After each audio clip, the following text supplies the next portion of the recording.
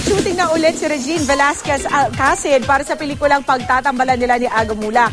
At dahil kapansin-pansin na rin na ang pagpayat ng Asia Songbird, nagkwento siya tungkol sa diet niya. Makichika kay Kata Ibayan.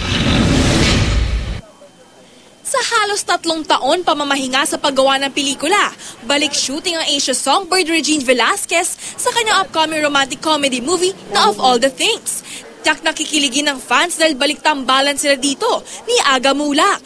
Nahinto ang shooting ng nasabing pelikula dahil sa pagbubuntis ni Regine kay Baby Nate. Bagaman lumalaki na si Baby Nate, aminado si Regine hirap siyang mawalay at malayo sa anak. Umiyak siya kasi parang marunong na siya humabol eh. Ngayon parang nagtampo eh. Kasi lagi naman kami magkasama eh. So nanibago siguro siya na nawala ako ng ganong katagal. Good news din sa fans ni Regina simula next month. Balik party Pilipinas na siya. Pero mukha raw matatagalan pa bago magbalik soap si Regine. Ang soap, halos 3-4 times a week akong mag-tape. Tapos talagang sagad-sagaran yun na pag uwi ko, wala na akong energy to take care of my son. So sana wag muna. At least maka 1-year-old man lang si Nate.